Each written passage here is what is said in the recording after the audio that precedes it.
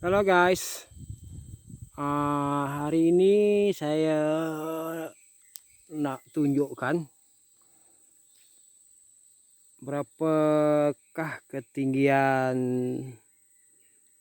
maksimum durian yang orang kata sangat susah untuk membesar ya, dalam tempoh setahun.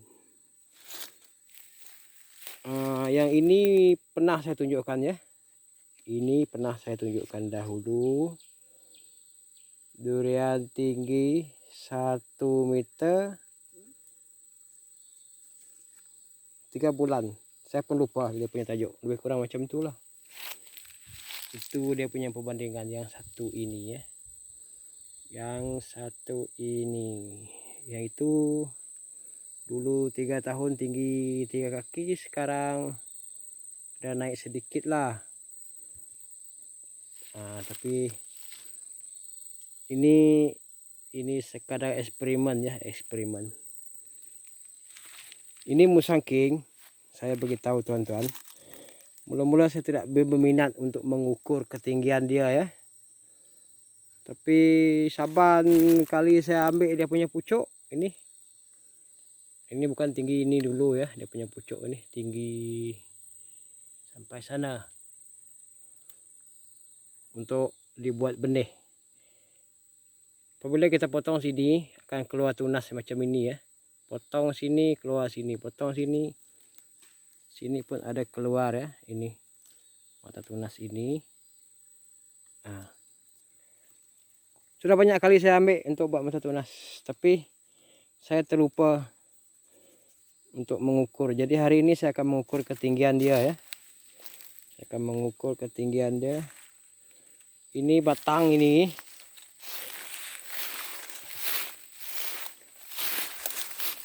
Yang saya pernah tunjukkan dulu ya. Ini yang tunas daripada yang telah lama ya, yang telah saya potong dulu ini. Ini pun sudah tinggi juga lah. Nanti kita buat variasi lain, mungkin kita sambung dengan uci. Ini yang asalnya ya, yang asalnya musang king ini. Saya tanam di sini ya. Tumpukan tanah ada 2. Saya ambil satu daripada sini. Ini yang kedua, yang ini yang membesar. Membesar sampai sini dia punya musang king yang asal ini. Yang asal daripada tanah ini kalah ya, kalah pembesaran dia. Yang ini yang jadi besar sekarang. Jadi oleh yang demikian dia punya speeding menjadi laju ya. Laju. Ini setahun ya. Ini setahun. Jadi saya akan mengukur dia. Banyak yang saya sudah ambil lah. Ini contoh-contoh secara saya mengambil. Ambil dia punya tuh bakal tunas dia.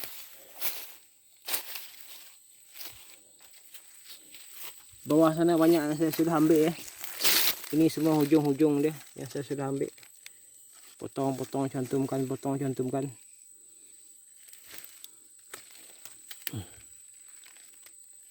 Ini semua saya untuk ambil dia dulu lah ini. Ini anak-anak durian macam ni. Oke, kita start mengukur ya. Tapi agak susah untuk saya lah. Ini pun, yang ini pun daripada tunas yang besar ini ya. Saya berhasrat untuk memindahkan ini nanti ke sini, ke pokok besar ini. Tapi bukan itu kita punya poin lah, itu tak perlu saya tunjuk sebab kamu cari dalam video-video YouTube pun banyak.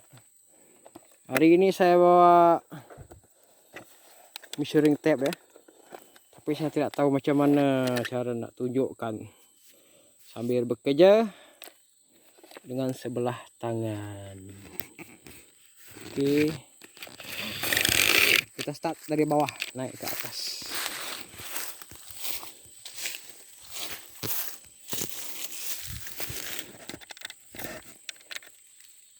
Kalau videonya tidak bagus, minta maaf ya. Kita pun buat ini lebih kurang sahaja ya.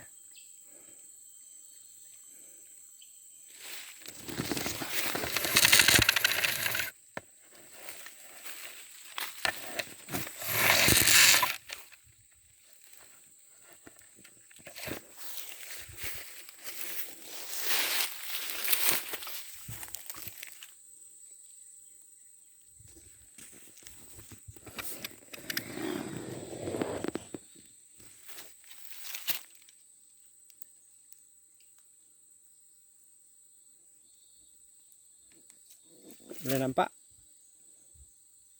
9 kaki lebih lah, agak-agak 9 kaki 1 tahun. Kita buat lebih kurang sajalah. Jadi tak perlu saya beritahu kenapa, macam mana cara dia, saya sudah tunjukkan dalam saya punya video. Itu terpulang pada kalian mau percaya atau tidak.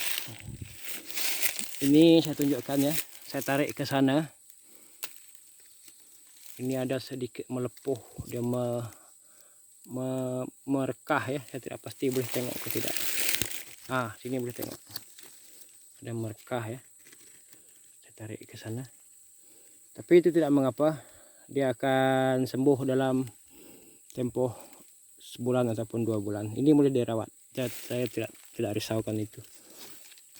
Ini yang ini nanti pun akan dibuat variasi lain ya. Oke, itu untuk tempoh dia, tapi saya mau tunjukkan satu lagi rahasia yang saya lupa bagi tahu kepada tuan-tuan. Rahasia pokok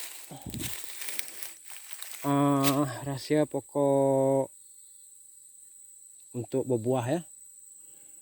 Sini kita boleh tengok dahan yang ini ya, ini contohnya ini, yang ini menghala ke atas ya, ini menghala ke atas, ini. Apabila dahan ini menghala ke atas, pokok itu senang untuk berbuah ya, senang untuk berbuah. Berbanding dengan yang ini ya, yang musangking ini tadi, dahan dia menghala ke bawah, meleweh, ini meleweh. Ini nanti saya boleh garanti dengan tuan-tuan yang ini tidak akan berbuah ya, yang ini. Tapi sebelum perkara itu terjadi, untuk meningkatkan kebarangkalian dia, kita akan ikat naik ke atas. Masa dia masih muda macam ni, kita akan ikat. Perlu diikat ya, sebab nutrien ataupun unsur hara dalam bahasa Indonesianya, dia lebih laju kepada dahan yang paling bawah ya. Sebab itu kita perlu mengoptimumkan dahan yang paling bawah ini untuk berbuah. Jadi kita perlu usahakan dari awal, sebelum dia terus meleweh, kita perlu ikat dia ke atas. Ikatnya jangan ikat di tengah ataupun di hujung daun ini ya, di hujung bagian ranting ini ya. Perlu di sini, sebab kalau di sini nanti dia mudah untuk semuanya akan naik ke atas. Kalau di sini dia akan ada gelombang macam ini ya. Jadi tidak dikira sebagai akan naik ya. Tapi kalau kita ambil dari pangkal ini, kita pun boleh ambil 2 ataupun 3 ikatan untuk satu dahan ya, di sini ataupun sini. Jadi dia akan lurus naik ke atas.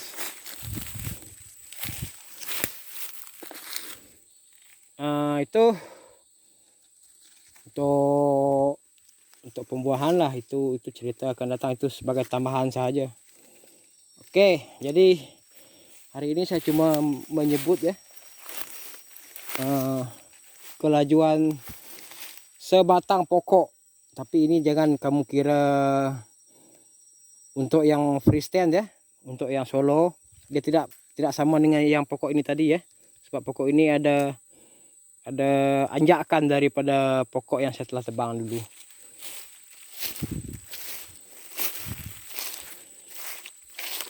Oke, lagi satu petua yang saya nak tunjukkan ya, untuk mempercepatkan kita punya pertumbuhan. Sini saya tidak nampak. Ini. Oke, saya tunjukkan contoh yang lain ya. Itu tidak berapa jelas.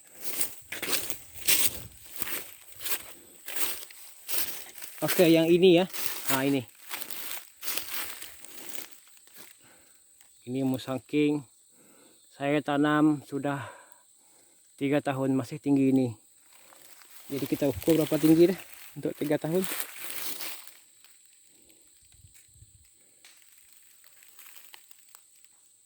Sekitar 1 meter saja. Sekitar 1 meter saja 3 tahun. Kenapa? Saya telah perhatikan ya, kesilapan-kesilapan yang pernah saya buat.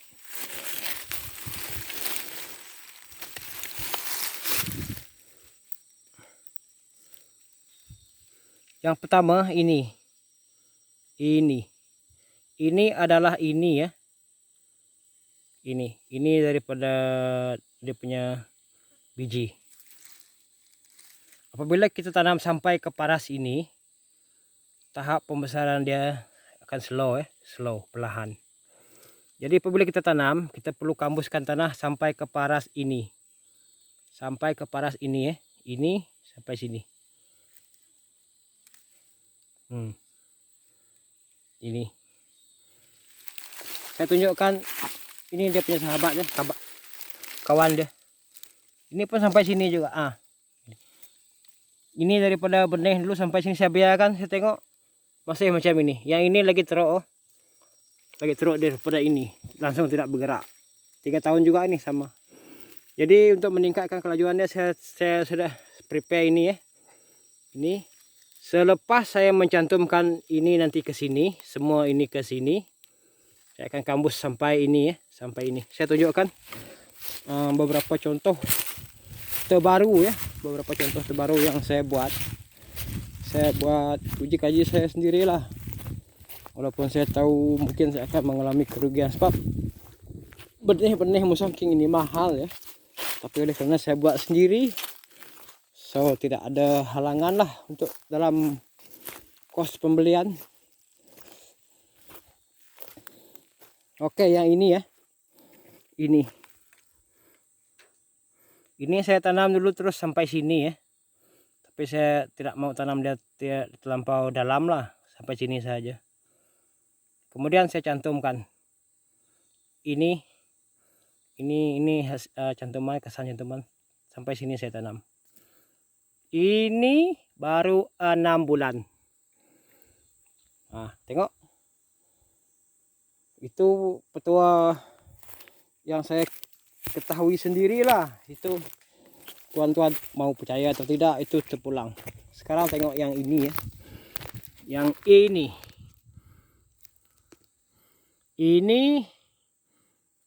ini ya adalah paras daripada biji.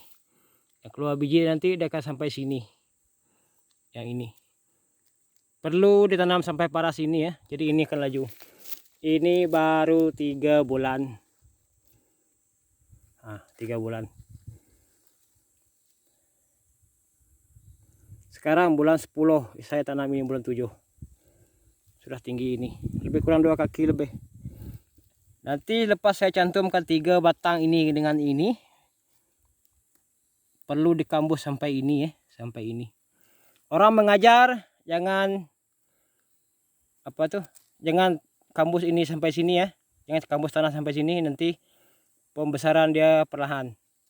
Nanti pembesaran dia, kalau kita kambus dia sampai sini, orang cakap pembesaran dia perlahan. Saya coba ikut orang yang jual itu, sampai hari ini tidak bergerak saya punya durian. Akhirnya saya mencoba teknik saya sendiri, jadi laju. Tapi tuan-tuan tidak mau percaya, itu terpulang lah. Saya cuma tunjukkan apa yang telah saya temui secara tidak sengaja. Oke, bukan durian saja ya, mangga. Mangga ini semua kita tahu, mangga dia tidak macam durian yang daripada batang, daripada biji. Yang ini ya, yang ini sangat-sangat panjang ya, sangat-sangat panjang. Keluar daripada biji lebih kurang tinggi dia 1 kaki. Ini saya tanam dulu lebih kurang 3 inci saja, tidak bergerak. 3 tahun tidak pandai bergerak. Saya sakit hati, saya coba teknik durian itu, saya tanamkan dia ke dalam ini sampai ke sini. Jadi dalam tempo 4 bulan mangga ini mulai membesar ya. Dia akan laju. Tuan-tuan tidak mau tanya saya kenapa? Tidak apalah. Kalau tidak mau tanya saya kenapa dia boleh laju. Tapi saya mau juga bagi tahu. Kenapa? Sebabnya senang ya.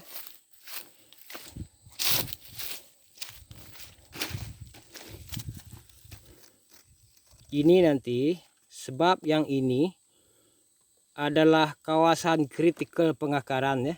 Ini yang Tuhan bagi daripada biji. Tempat ini sensitif akan keluar akar.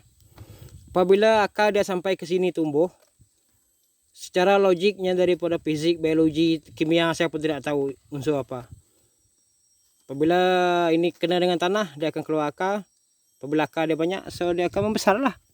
Sama macam manusia, itu daripada logik. Senang sahaja. Oke tuan-tuan, sekian untuk hari ini.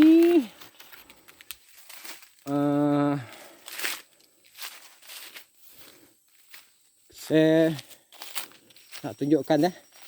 Untuk hari ini sudah sekian lah. Kalau mau tengok lagi tidak apa. Ini untuk bonus saja lah. Sekarang ini musim durian gugur bunga ya. Nah, ini. Jadi kita mengukur ya. Mengukur berapa lama daripada dia gugur sampai buah dia membesar sehingga jatuh ya. Orang kata 120 hari. Nah, orang kata lah. Ini saya sudah ukur ya. Sudah masuk hari ke 6. Masuk hari ke 6. Itu pun kalau bunga dia melekat. Saya banyak gunakan inilah. Ini. Potasium dan amino acid. Potasium ini untuk buah dia, biji dia bukan isi dia jadi warna kuning. Amino acid ini transport untuk melajukan pergerakan dia. Oke.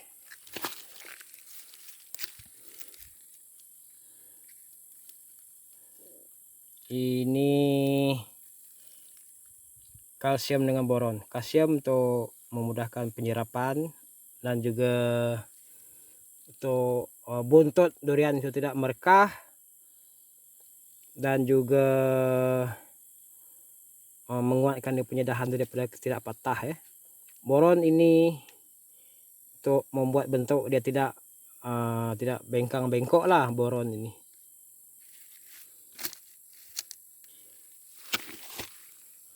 Dia juga ada unsur spray ya, ada unsur magnesium ya. Magnesium sini. Apakah tujuan magnesium? Magnesium untuk membuat